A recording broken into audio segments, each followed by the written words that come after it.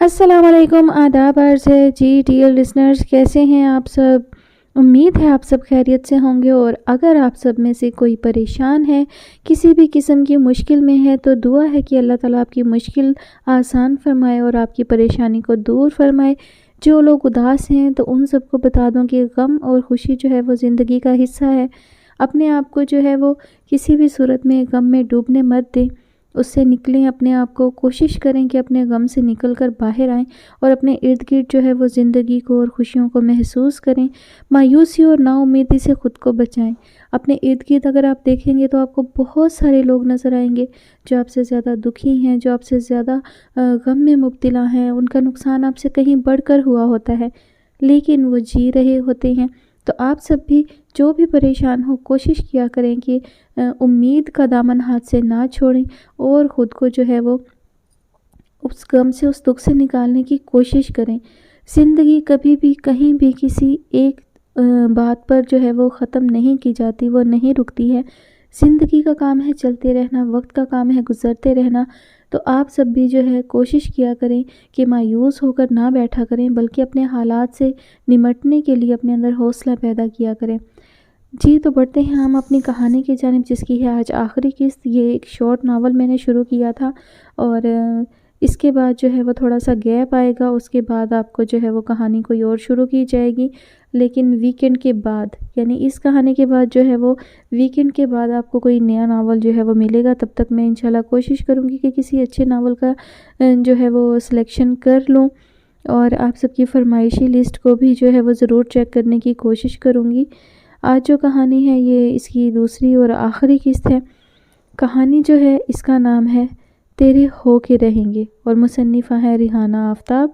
आखिरी हिस्सा। शहीर मम्मा को समझा रहा था। मम्मा और डैड को उसने शानज़े की आमद का बताया तो मम्मा एक बार फिर उसके सर हो गई। तुम एक बार फिर सोच लो, मुझे शानज़े पर नहीं उसके बैकग्राउंड पर एतराज़ है। किसी के मोहब्बत भरे हाथ को झटकना भी तो अच्छी बात नहीं। जब शानज़े खुद आपके लिए खुदकुशी करने जा रही है तो आप खुद बताएं, मैं कैसे इनकार करूं। शहीर उन्हें समझा रहा था।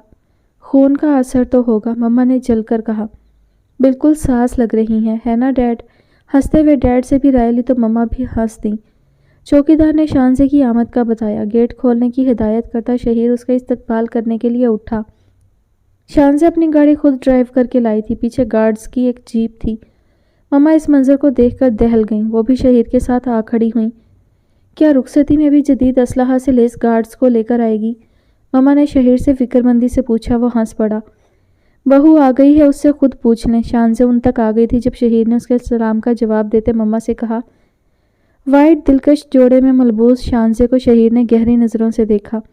रिश्ता बदला तो देखने का अंदाज भी बदल गया था। शानज़े आगे बढ़कर मम्मा से मिल रही थी। क्या पूछना है? वो शहीर का जुमला सुन चुकी थी। मम्मा को भी शानज़े बहुत पसंद आई थी।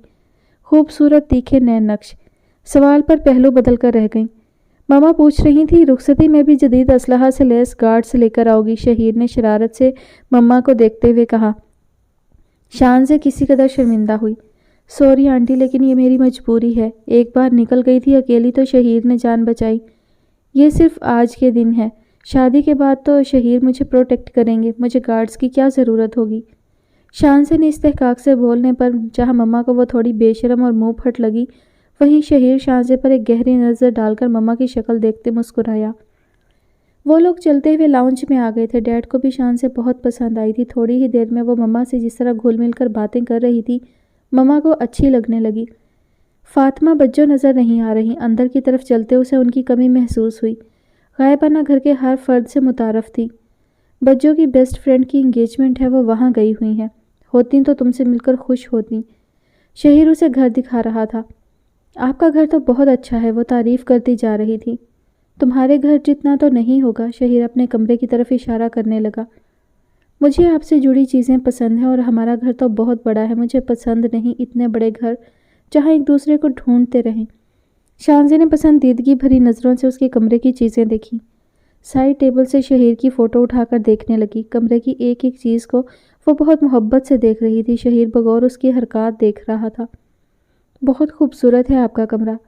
यहाँ मैं आपकी बड़ी सी तस्वीर लगाऊंगी शादी के बाद, ताकि सुबह आँख खुलने के बाद सबसे पहली नज़र आपकी तस्वीर पर पड़े। وہ سامنے والی دیوار کو دیکھتے کہہ رہی تھی۔ جیتا جاگتا بندہ تمہارے سامنے ہوگا اور تم تصویر دیکھو گی۔ وہ مسکرایا۔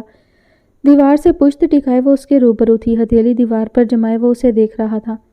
ہر وقت تو آپ میرے سامنے نہیں ہوں گے نا، جب آپ دیر سے گھر لوٹیں گے تو میں یہاں بالکنی میں کھڑی آپ کا انتظار کروں گی۔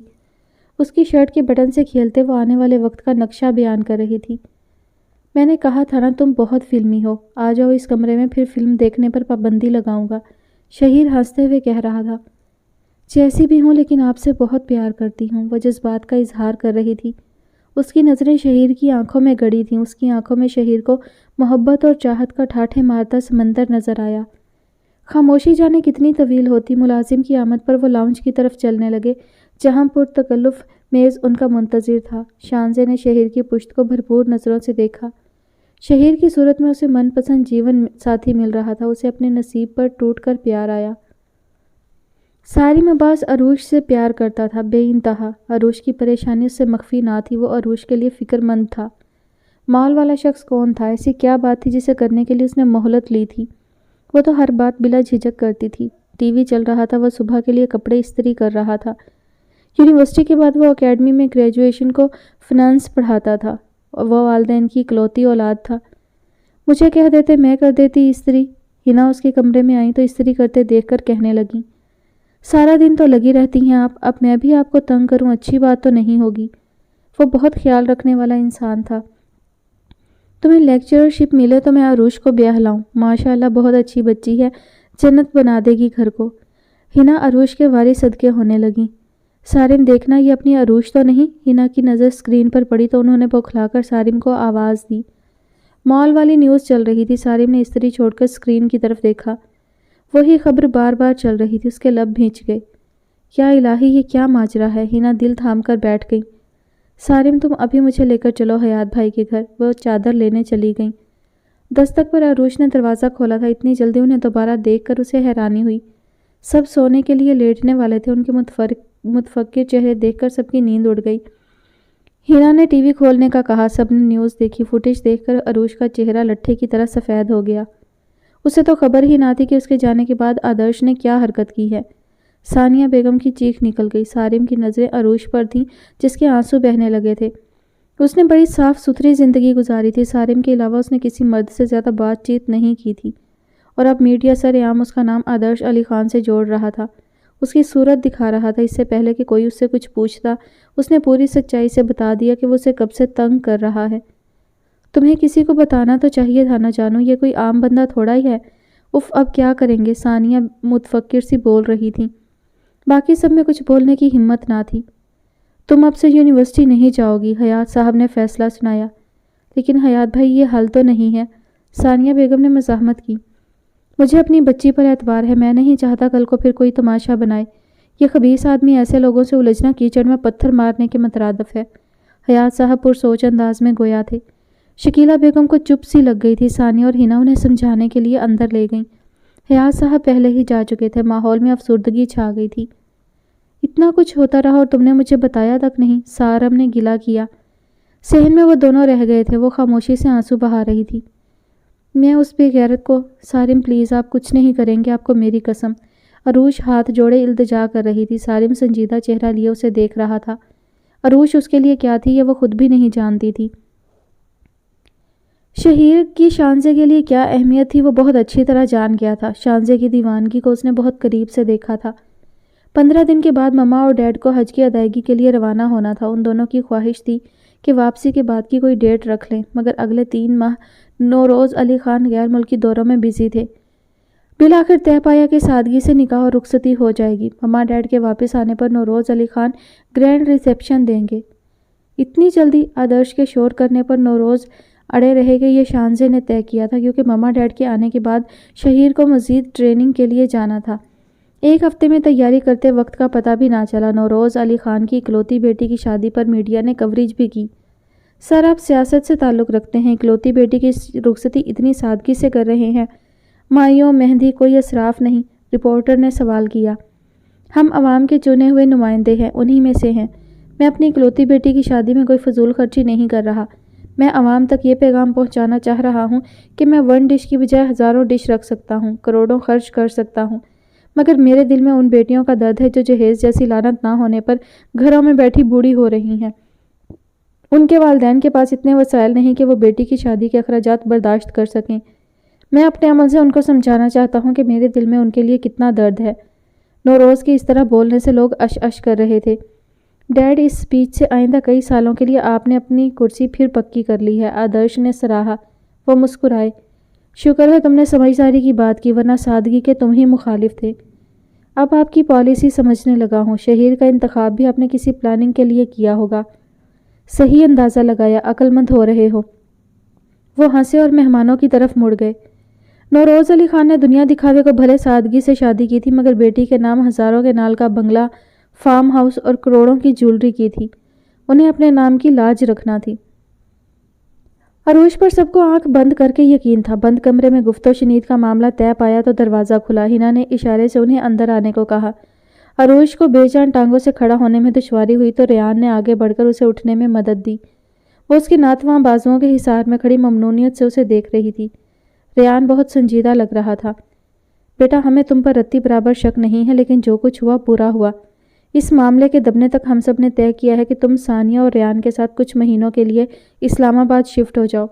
وقت کی گرد اس قصے پر پڑ جائے تو ہم تمہیں واپس بلا لیں گے اور جلد ہی سارم کے ساتھ رخصت کر دیں گے، حیات صاحب نے انہیں بتایا۔ ماموں یوں ڈر کر عروج کو بھاگنے کی کیا ضرورت ہے؟ سارم کو اعتراض ہوا۔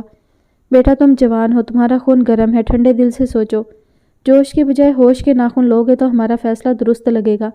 حیات صاحب کے سمجھانے پر سارم چپ ہو گیا۔ صبح جب پڑوسن شکیلہ سے کل کی نیوز کے متعلق استفسار کرنے چلی آئیں تو سارم کو معاملے کی حساسیت کا اندازہ ہوا۔ شکیلہ بیگم نے نفی میں جواب دیا تھا۔ ہاں، میں بھی خرم کے ابا کو یہی کہہ رہی تھی کہ لڑکی عروج سے مشابہت رکھتی ہے۔ عروج تو بہت سیدھی سادی بچی ہے، اللہ بچائے آج کی لڑکیوں کے منہ میں گز بھر کی زبان ہے۔ کیا ضرورت ہے بے غیرتوں کے منہ لگنے کی؟ کوئی عام بندہ تھوڑی ہے جو اپنا تماشا بننے پر چپ بیٹھ جائے گا۔ مجھے تو اس بچی کی فکر ہو رہی ہے۔ پڑوسن تقریر کر کے چلی گئی تھی۔ شکیلہ بیگم رونے لگی۔ عروج مجرم بنی کھڑی تھی، سب خاموش تھے، کسی نے کچھ نہیں کہا تھا۔ وقت و حالات کی نزاکت سے ہر کوئی واقف تھا۔ عروج کی آنکھ سے ایک بوند آنسو کا گرا۔ تعلیم مکمل نہ کر پانے کا دکھ گہرا تھا۔ سارم تینوں کے لیے ٹکٹ لے آیا تھا۔ ٹکٹ رات کی تھی، سب نے سوچ سمجھ کر احتیاط برتی تھی۔ اپنے تئیں وہ اس سفر کو خفیہ رکھنا چاہ رہے تھے، گو کہ آدرش علی خان نے کوئی دھمکی نہیں دی تھی، مگر وہ بہت ڈرے ہوئے تھے۔ ایئرپورٹ جانے کے لیے سارم ٹیکسی لے آیا تھا۔ وہ خود انہیں ایئرپورٹ چھوڑنے جانا چاہتا تھا، مگر سب نے منع کر دیا تھا۔ سب مکمل احتیاط برت رہے تھے اس سفر کو روٹین کا رکھنے میں۔ تم خود کو اکیلا نہ سمجھنا، میں تو چاہتا تھا تم یہیں رہو اور ہم حالات کا مقابلہ کریں، مگر بڑوں کے فیصلے کے خلاف نہیں جا سکتے۔ ہنا عروج کا سامان پیک کر رہی تھی۔ سارم عروج کی دل گرفتگی پر ڈھارس دے رہا تھا۔ عروج کچھ نہ کرنے پر بھی گلٹی محسوس کر رہی تھی۔ حیات اور شکیلہ کل سے جس طرح ہر کھٹکے پر چونک رہے تھے، یہ دیکھ کر عروج بے حد دکھی تھی۔ ٹینشن نہ لو، انشاءاللہ ہم سب جلد اسلام آباد آئیں گے اور اللہ نے چاہا تو تمہارا اور سارم کا نکاح بھی ہو جائے گا۔ ہنا وقت رخصت گلے لگاتے اسے سمجھا رہی تھی۔ سب سے مل کر وہ ٹیکسی میں بیٹھ کے ٹیکسی ایئرپورٹ کا سفر کرنے لگی۔ زندگی نئی ڈگر پر دوڑ رہی تھی۔ دلہن بنی شان سے بے حد خوش تھی۔ جو کچھ اس نے چاہا وہ پا لیا تھا۔ بیٹا، کسی شے کی ضرورت تو نہیں؟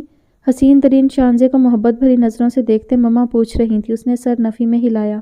تم ایزی ہو کے بیٹھ جاؤ، تھک گئی ہوگی، ہدایت دے کر وہ چلی گئی تھی۔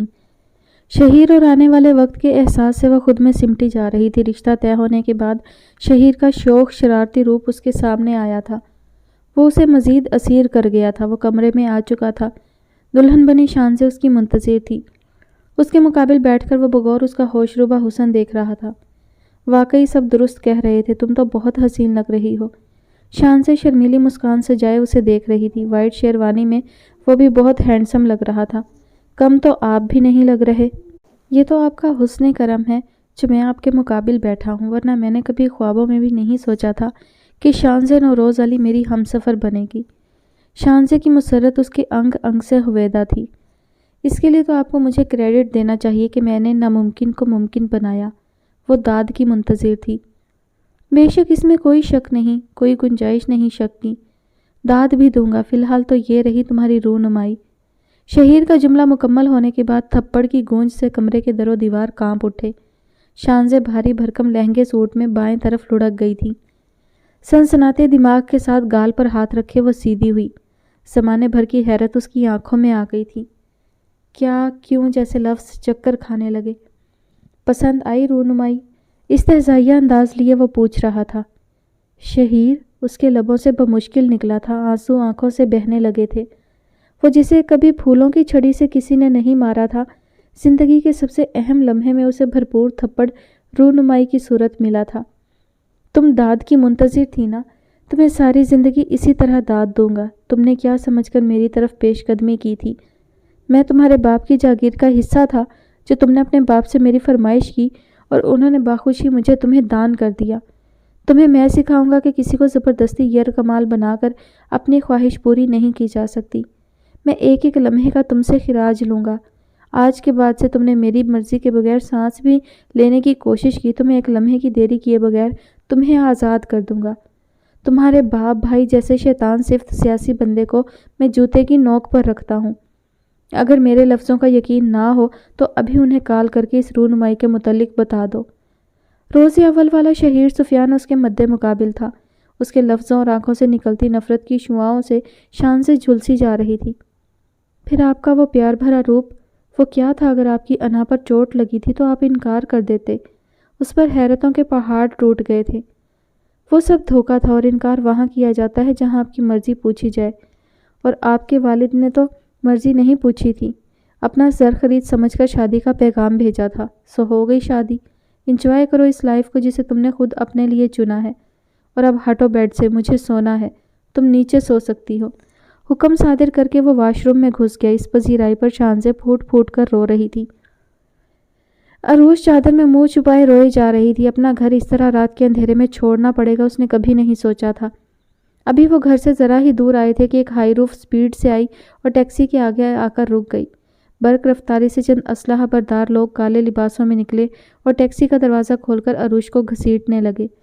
سب کچھ اتنی برق رفتاری سے ہوا تھا کہ چند منٹ سب کو سمجھنے میں لگے۔ عروج اور ثانیہ کی چیخوں سے ماحول خوفناک ہو گیا تھا۔ ریان ڈرائیور کے ساتھ آگے بیٹھا تھا۔ اس نے باہر نکلنے کی کوشش کی تو ایک مسلح شخص نے اسے واپس دھکیل دیا۔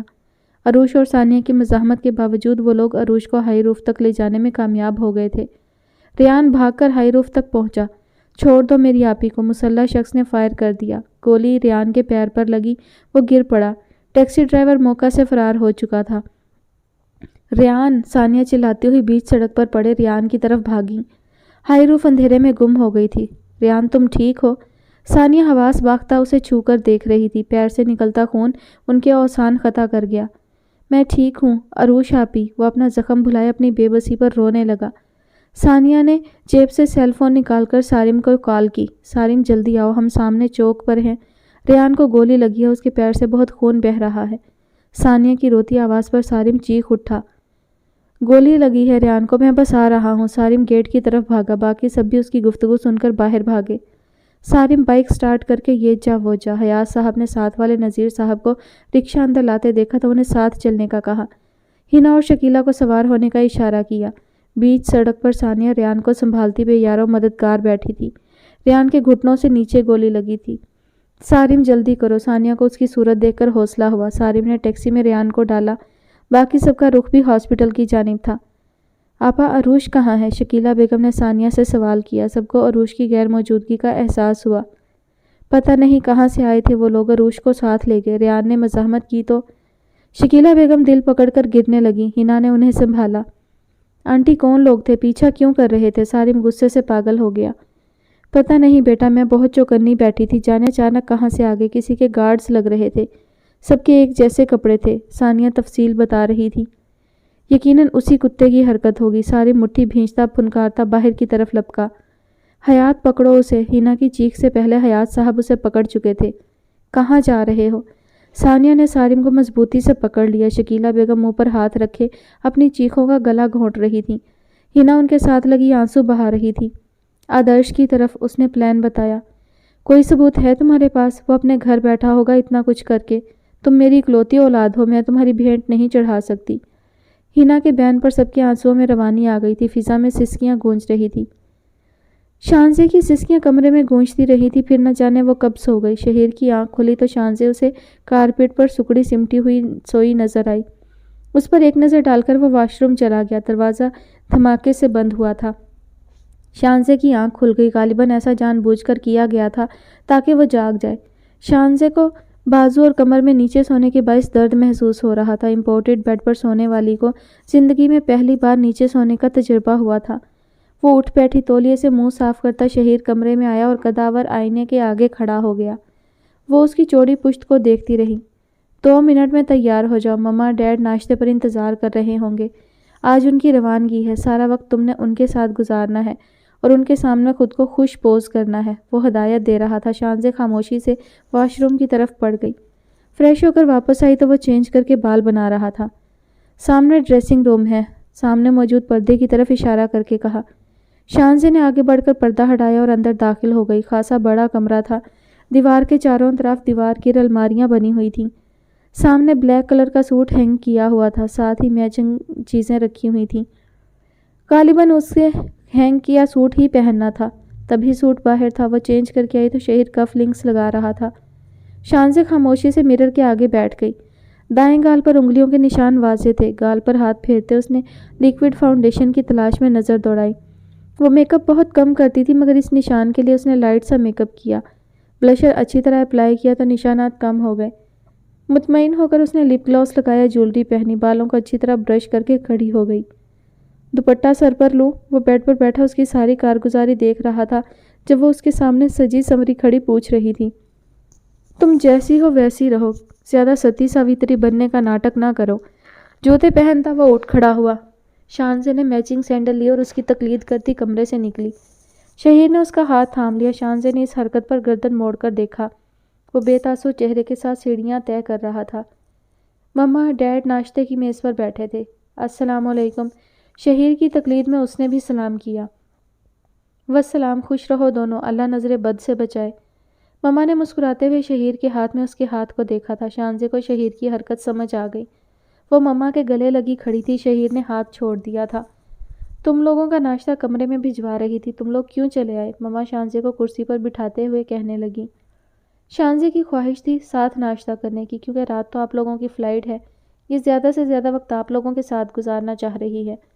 شہیر حشاش بشاش چہرے کے ساتھ شانزے کو نظروں کی گرفت میں لیے کہہ رہا تھا۔ کیا لوگی بیٹا؟ ڈیڈ بھی ناشتے کا پوچھنے لگے۔ آپ لوگ پریشان نہ ہو، میں خود لے لوں گی۔ شانزے نے کارن فلیکس باؤل میں نکالتے ہوئے انہیں مہمان نوازی سے روکا۔ خوشگوار ماحول میں ناشتہ ہوا۔ ناشتے سے فارغ ہو کر مما بچی کچی پیکنگ کرنے لگی تو شانزے ان کا ہاتھ بٹانے لگی۔ ڈیڈ مما کے دوست احباب ملنے کے لیے آنے لگے تو شانزے اچھی میزبان کی طرح خوش اخلاقی سے مل کر ان کے لیے چائے ناشتے کا انتظام کروانے لگی۔ چپ چاپ اتنی اچھی بہو لے آئی اور ہمیں بلایا تک نہیں، مما کی سہیلی ان سے گلہ کر رہی تھی۔ بس بہت سادگی سے سب کچھ ہوا، لوٹ آنے کے بعد انشاءاللہ بہت گرینڈ ریسیپشن دوں گی۔ مما نے شانزے کو اپنے ساتھ بیٹھنے کا اشارہ کیا۔ وہ ملازم سے چائے سرو کروا رہی تھی۔ ملازم ہیں بیٹا، تم کیوں ہلکان ہو رہی ہو، تھک جاؤ گی۔ مما نے شانزے کو ساتھ لگا لیا۔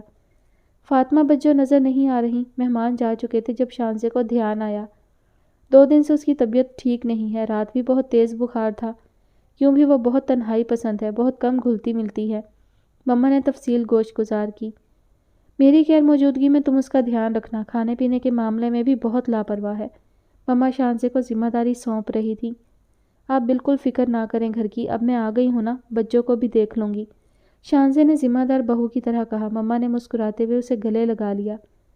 بہت اچھی ہے میری بچی، ورنہ یقین کرو میں حقیقتاً بہت ڈر گئی تھی جب شہیر نے کہا تھا وہ تم سے شادی کرنا چاہتا ہے۔ تم اتنے بڑے باپ کی بیٹی، تمہارا امیج کچھ پازیٹیو نہیں تھا، لیکن اب ماشاءاللہ تم بہت اچھی ہو۔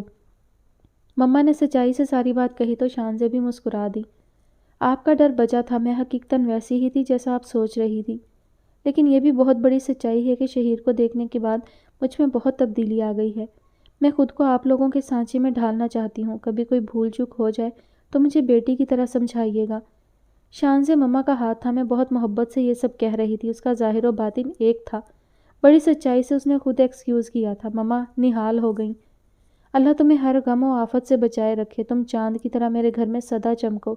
اس کے مہندی سے سجے ہاتھوں کو چومتے مما کی آنکھ نم ہو گئی۔ میں صبح سے نوٹ کر رہا ہوں، ساس بہو جھپی پہ جھپی ڈال رہی ہیں، بات بات پر۔ شہیر بھی چلا آیا تھا۔ شانزے سیدھی ہو گئی۔ تمہیں کیوں جلن ہونے لگی؟ میری بہو کا بہت خیال رکھنا، اگر اسے ذرا بھی تکلیف ہوئی تو میں تمہیں چھوڑوں گی نہیں۔ مما کی وارننگ پر شہیر نے گہری نظروں سے شانزے کو دیکھا کہ شاید اس نے کچھ بتایا ہو۔ وہ اس کی نظروں سے خائف ہو کر اپنے ہاتھوں کو دیکھنے لگی۔ بہو کو آئے 24 گھنٹے نہیں ہوئے اور آپ نے پارٹی بدل لی۔ شہیر مسکراتے ہوئے ان کے سامنے بیٹھ گیا۔ ملازم لنچ کے لیے بلانے آیا تھا۔ شہیر نے آج چھٹی کی تھی۔ چاروں نے ساتھ لنچ کیا۔ مما فاطمہ کے کمرے میں موجود کھانا خود لے کر گئیں، مگر وہ سو رہی تھی۔ شانزے نے بعد میں کھانا کھلا دینے کی ذمہ داری لے لی تھی، جس پر مما مطمئن ہو گئی تھیں۔ میں بچوں کے لیے چکن دلیا بنا دیتی ہوں، اٹھیں گی تو کھلا دوں گی۔ آپ آرام کریں، آپ سفر پر جانے سے پہلے تھک جائیں گی۔ شانزے نے انہیں آرام کا مشورہ دیتے ہوئے کہا تو وہ دعا دیتی آرام کرنے چلی گئیں۔ بی بی جی صاحب کے کچھ دوست آئے ہیں، چائے کے ساتھ کیا دوں؟ کک برتن سمیٹتے پوچھ رہا تھا۔ تم چائے تیار کرو، میں آتی ہوں کچن میں، دلیا بھی بناؤں گی۔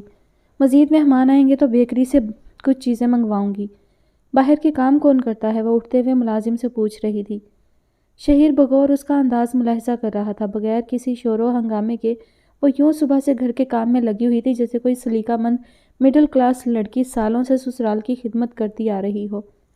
شہیر نادانستہ طور پر صبح سے منتظر تھا کہ وہ اپنے ساتھ ہونے والی زیادتی پر کب اس سے باز پرس کرتی ہے، شور کر کے اپنی مظلومیت کا ڈھنڈورا پیٹتی ہے، مگر ایسا کچھ نہ ہوا۔ وہ بھی اٹھ کر اپنے کمرے میں آ گیا۔ کمرے کی صفائی ہو جانے کے بعد بھی سانسوں میں اتر جانے والی مہک در و دیوار سے آ رہی تھی، ایسی مہک جیسی دلہن کے وجود سے آتی ہے۔ ڈریسنگ پر اس کی رات کی جیولری، بیڈ کے نیچے پڑی سلیپر احساس دلا رہا تھا کہ اس کمرے میں کسی اور کا راج ہونے لگا ہے۔ نفی میں سر جھٹک کر اس نے منہ پر تکیہ رکھ لیا۔ عروج کے منہ پر کپڑا ٹھونس دیا گیا تھا جس سے اس کی آواز گلے میں گھٹ کر رہ گئی تھی۔ کلائی سختی سے بندھی ہوئی تھی۔ شہر سے دور بیابان جگہ میں گاڑی رکی تھی۔ اسے ایک کمرے میں لا کر اس کی کلائی کھولے بغیر کپڑا منہ سے نکال کر اس پر احسان کیا گیا تھا۔ اس کے ساتھ کیا حادثہ ہو چکا تھا وہ جان کر کانپ رہی تھی۔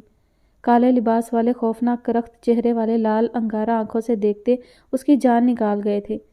اسے کچھ سمجھ آ رہا تھا۔ آدرش علی خان اندر داخل ہوا۔ عروج کی روح فنا ہونے لگی۔ اسے لانے والے کمرے سے جا چکے تھے، اب صرف وہ دونوں تھے۔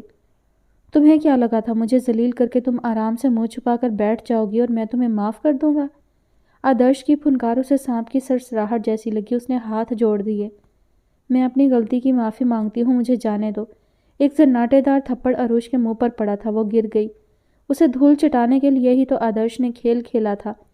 اس نے کوئی رعایت نہیں برتی تھی۔ بے دم سی عروج کو محافظوں کے رحم و کرم پر چھوڑ کر وہ فارم ہاؤس سے چلا گیا۔ کئی ایک شیطان صفت محافظوں نے بھی مالک کی ہدایت پر ذلت اس کے مقدر میں رقم کر دی تھی۔ اپنا مقدر خود رقم کرتے ہیں امیر لوگ، وہ تو غریب کلاش لوگ ہوتے ہیں جو اپنے مقدر سے ہمیشہ شاکی رہتے ہیں، کمی کا رونا روتے رہتے ہیں۔ شانزے کا شمار مقدر رقم کرنے والوں میں تھا۔ اس نے شہیر کے نہ چاہنے کے باوجود اس سے رشتہ جوڑ لیا تھا اور اب اس رشتے کے مقدر میں کیا تھا یہ وقت طے کرنے والا تھا۔ شہیر کے ساتھ وہ بھی مما ڈیڈ کو سی آف کرنے ایئرپورٹ آئی تھی۔ ہمارے لیے بہت ساری دعا کیجیے گا، وہ مما سے لگی ہوئی کہہ رہی تھی۔ ضرور میں دعا کروں گی، اللہ میرے بچوں کو سدا خوش رکھے۔ ایک دوسرے کے ساتھ، مما کے ادھورے جملے کو شانزے نے بہت جذب سے مکمل کیا تھا۔ شہیر نے ایک نظر اسے دیکھا، وہ اسے ہی دیکھ رہی تھی۔ جانے کیسا جنون تھا شانزے کی آنکھوں میں۔ شہیر نے نظریں پھیر لی۔ واپسی میں گاڑی میں خاموشی تھی۔ صبح سے دونوں کو تنہائی نہیں ملی تھی۔ دانستہ نادانستہ بھی شہیر نے بات کرنے کی کوشش نہیں کی تھی، نہ شانزے نے اسے موقع دیا تھا۔ حقیقتاً اسے شانزے کی خاموشی پر بہت حیرت ہو رہی تھی۔ شام میں شائستہ بیگم بھی مما سے ملنے آئی تھیں۔ اس وقت بھی شانزے کا ہنستا چہرہ شہیر کو حیرت میں مبتلا کر گیا تھا۔ ماننا پڑے گا بہت منجھی ہوئی اداکاری کرتی ہو۔ شانزے گزرتی گاڑیوں پر نظریں جمائے بیٹھی تھی جب شہیر نے ذہن میں بجھا تیر مارا۔ وہ نہ سمجھی کے عالم میں گردن موڑ کر اسے دیکھنے لگی۔ تم نے کسی کو اپنے ساتھ ہونے والے ظلم کی کہانی نہیں سنائی؟ استہزائیہ مسکراہٹ سجا کر کہا۔ شانزے نے گہری نظروں سے اسے دیکھا۔ میاں بیوی ایک دوسرے کا لباس ہیں اور میں اپنا لباس ادھیڑ کر لوگوں کے سامنے خود کو برہنہ کرنے کی قائل نہیں۔ اوہ! شہیر نے اسکرین سے نظر ہٹا کر بظاہر داد دینے والی نظروں سے دیکھا، مگر اس سے جھلکتا استہزاء شانزے کو آگ بگولا نہ کر سکا۔ آپ نے بھلے سبق سکھانے کے لیے مجھ سے شادی کی ہے، اگر میں یہ کہوں کہ میں خود سبق سیکھنا چاہتی ہوں تو؟ شانزے کے مدلل انداز پر شہیر سے کوئی جملہ نہ بن پڑا۔ غلطی میری ہے، میں مانتی ہوں، حیثیت اور طاقت کے نشے میں چور ہو کر آپ کی خواہش کی۔ آپ کو پانے کا انداز بھلے غلط ہو، مگر میرے جذبے کھرے ہیں۔ ان میں کھوٹ آپ کو ڈھونڈنے سے بھی نہیں ملے گا۔ مجھے آپ سے پہلی نظر میں شدید محبت ہوئی اور اس نے جنون کا روپ دھار لیا۔ آپ کے نام سے بند کے محبت کی جڑیں مزید گہری ہو گئیں۔ کل رات کی آپ کی حرکت کے بعد بھی میں اپنے جنون میں رتی بھر فرق نہیں پاتی۔ شانزے کا لہجہ ٹھوس تھا، وہ اپنے جذبوں کی طرح سچائی سے گویا ہوئی تھی۔ میں تمہیں اتنا زیچ کر دوں گا کہ جس محبت کا تم ڈھنڈورا پیٹ رہی ہو کل کو خود اس کی نفی کرو گی، شہیر نے چراغ پا ہو کر کہا۔ میں زبان کی پکی ہوں اور ہمیں بھی دیکھنا ہے تو ظالم کہاں تک ہے، شانزے نے مسکراتے ہوئے کہا۔ شہیر مزید آگ بگولا ہو گیا۔ گنگا الٹی بہنے لگی تھی۔ دھان پان سی کم عمر لڑکی جنون آنکھوں میں بسائے محبت کا راگ الاپتے اسے چیلنج کر رہی تھی۔ جو غصہ کھولن وہ شانزے کے انداز میں دیکھنا چاہ رہا تھا وہ خود جھنجھلاہٹ کا شکار ہو گیا تھا۔ وہ پرسکون جھیل بن گئی تھی۔ گھر آ کر وہ کچن کی طرف پڑ گئی تھی۔ سوپ اور دودھ کا گلاس لے کر فاطمہ کے کمرے میں آئی تو شہیر بھی موجود تھا۔ وہ دونوں باتیں کر رہے تھے۔ لاؤ میں کھلاؤں گا، شہیر نے ٹرے اس کے ہاتھ سے لے لی۔ شانزے بھی وہیں بیٹھ گئی۔ فاطمہ انکاری تھی۔ شہیر باتوں میں لگا کر کھلا رہا تھا۔ شانزے کے لیے بہت خوشگوار لمحہ تھا۔ شہیر بھابھی بہت اچھی ہے، فاطمہ نے اسے مسکراتی نظروں سے دیکھتے ہوئے کہا۔ ہاں، اسے کالا جادو بھی آتا ہے جو اس نے آپ سمیت سب پر کر دیا ہے، اس نے بظاہر مسکرا کے کہا، مگر لہجے کی کاٹ پر شانزے مسکرا دی۔ اسے خبر نہیں تھی اس کا پرسکون انداز اسے زچ کر دے گا۔ چور کی داڑھی میں تنکا کے مترادف۔ سوپ کیسا لگا آپ کو؟ میں نے جانے سے پہلے آپ کے لیے بنایا تھا، وہ پیار سے پوچھ رہی تھی۔ اس کی معصوم سی حسین صورت فاطمہ کو بہت اچھی لگی تھی۔ شہیر سے جڑا ہر بندہ اسے عزیز تر تھا، جانے وہ محبت کی کس منزل پر تھی۔ بہت مزیدار ہے، چکن کے ساتھ جب کرنچ ویجیٹیبل کا ٹیسٹ منہ میں گھلتا ہے تو مزہ دوبالا ہو جاتا ہے، فاطمہ نے دل سے سراہا۔ دلیا بھی بہت ٹیسٹی تھا۔ آپ کو پسند آیا؟ کل سے میں خود آپ کے لیے کھانا بناؤں گی، شانزے نے آگے کا پلان بتایا۔ شہیر لمبی سانس بھر کے رہ گیا۔ حقیقتاً وہ غصہ دبا رہا تھا۔ شہیر کا سیل فون بجنے لگا تھا۔ وہ باؤل اسے پکڑا کر کمرے سے نکل گیا۔ شانزے نے باقی کا سوپ پلایا۔ وہ دودھ پینے سے انکاری تھی۔ شانزے نے بہلا کر وہ بھی پلا دیا۔ مجھے نیند آ رہی ہے، جماہی لیتے فاطمہ نے کہا تو شانزے گڈ نائٹ کہتی کمرے سے نکل آئی۔ ملازم بھی اپنے کوارٹرز میں جا چکے تھے۔ وہ کچن میں گندے برتن رکھنے آئی تو کک گرین ٹی بنا رہا تھا۔ کس کے لیے بنا رہے ہو؟ شہیر صاحب کے لیے۔ میم آپ یہ نہ کریں، ملازم ہیں کام کے لیے، اشارہ گندے برتن کی طرف تھا۔ وہ جس گھرانے سے تعلق رکھتی تھی ملازم بھی واقف تھے۔ صبح سے اس کے انداز ہر کوئی حیرت کا اظہار کر چکا تھا۔ کوئی بات نہیں، لاؤ مجھے دو، میں لے جاتی ہوں۔ کک ٹی بیگ ڈال کر چائے لے جانے لگا تو شانزے نے اپنی خدمت پیش کی۔ سر برا نہ مانے، وہ ہچکچا رہا تھا۔ کچھ نہیں کہیں گے، میں کمرے میں ہی جا رہی ہوں، تم سارے گھر کی لائٹس وغیرہ دیکھ لینا، مجھے ابھی اتنا نہیں پتا ہے یہاں کی چیزوں کے بارے میں۔ شانزے کی بات پر کک کھڑا منہ تک رہا تھا۔ صبح کیا روٹین ہے تمہاری؟ شہیر صاحب 8 بجے ناشتہ کرتے ہیں، میں 7 بجے اٹھ جاتا ہوں۔ کک کے بتانے پر وہ سر ہلاتی چائے کا مگ اٹھا کر سیڑھیوں کی طرف بڑھ گئی۔ کمرہ بالکل اندھیرا تھا۔ LED کی روشنی میں اس نے دیکھا وہ پشت سے تکیہ لگائے نیم دراز تھا۔ آپ کی گرین ٹی، اسے سائڈ ٹیبل پر مگ رکھ دیا۔ ماسیوں والے کام بھی آتے ہیں تمہیں؟ جھاڑو پونچھا کپڑے برتن، شہیر نے کھا جانے والی نظروں سے دیکھتے ہوئے کہا۔ نہیں آتے، آپ کی خواہش ہے تو سیکھ لوں گی، اس نے کانوں کے ٹاپس اتارتے ہوئے کہا۔ بیڈ کے آگے سے گزر کر اسے ڈریسنگ روم کی طرف جانا تھا، چینج کرنے کے خیال سے وہ آگے بڑھی تھی۔ بڑی فرما بردار بیوی ہو، شہیر غصے سے پاگل ہونے لگا۔ شانزے کی مسکراہٹ نے جلتی پر تیل کا کام کیا۔ سراہ رہے ہیں یا پوچھ رہے ہیں؟ وہ رک کر پوچھ رہی تھی۔ بلو سوٹ میں سجی سنوری مہندی سے رچے ہاتھوں پیروں کے ساتھ کھڑی تھی۔ عجیب سی مہک اس کے اندر آتے ہی پھیل گئی تھی۔ جواب نہ پا کر ڈریسنگ روم کی طرف بڑھی۔ شہیر نے بازو موڑ کر کمر سے لگا دیا۔ کیوں چڑھا رہی ہو؟ وہ بچوں کی طرح پوچھ رہا تھا۔ تکلیف کے باوجود شانزے کو ہنسی آ گئی۔ آپ خود چڑھ گئے ہیں اپنے پلان کے فیل ہونے پر، شانزے کی سچائی سے کہی بات نے شہیر کو بدحواس کر دیا۔ میرا پلان کبھی فلاپ نہیں ہوگا، سنا تم نے؟ جو سکون تمہارے انداز میں ہے نا، میں اسے رہنے نہیں دوں گا۔ تم رو گی، تڑپو گی، سسکو گی رہائی کے لیے۔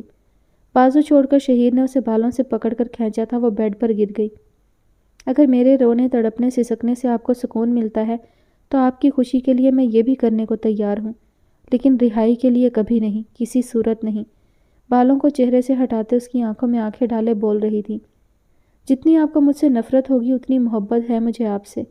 آپ کا کوئی عمل میرے جنون کو برباد نہیں کر سکتا، کوئی عمل میرے جنون کو برباد نہیں کر سکتا۔ وہ چٹان بنی ہوئی تھی۔